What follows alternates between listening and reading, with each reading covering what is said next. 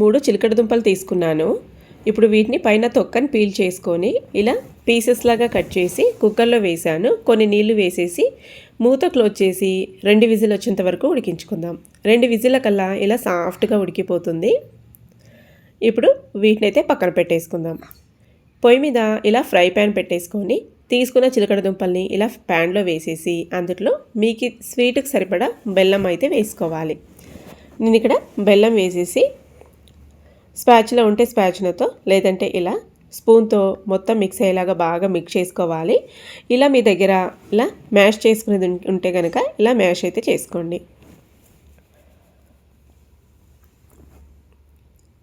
ఉండలుండలుగా లేకుండా మనకి బాగా సాఫ్ట్గా మ్యాష్ అయిపోవాలి. బెల్లం అనేది మెల్ట్ అయ్యే కొద్దీ అదే కరిగిపోతుంది. మీరు కావాలంటే కూడా బెల్లాన్ని సన్నగా పౌడర్ లాగా చేసుకొని వేసేసుకోవచ్చు.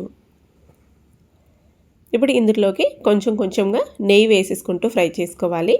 నెయ్యి ఎక్కువ ఉన్నంత బాగుంటుంది టేస్ట్, కానీ మేమైతే కొంచెం తక్కువే వేసుకుంటున్నాము. అందరికీ కోల్డ్ ఉంది కాబట్టి మళ్ళీ లేదంటే కాఫ్ అలాగవుతుందేమనేసి కొంచెం ఒక 2 టేబుల్ స్పూన్లు అంతా వేసుకున్నాను.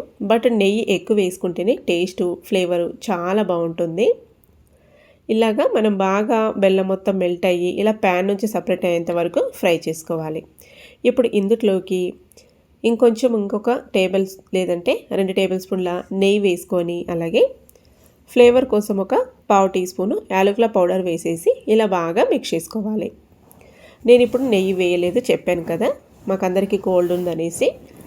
ఇలా ప్యాన్ నుంచి సపరేట్ అయ్యేంత వరకు ఫ్రై చేసుకున్నామంటే మనకి చిలకడ దుంపతో సింపుల్గా స్వీట్ రెసిపీ అయితే రెడీ అయిపోతుంది.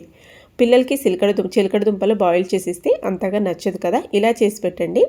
లేదంటే ఎప్పుడైనా తీపి తినాలనిపించినప్పుడు కూడా ఇలా ట్రై చేసి చూడండి. టేస్ట్ అయితే సూపర్ ఉంటుంది, పైగా ఆరోగ్యం కూడా చాలా మంచిది.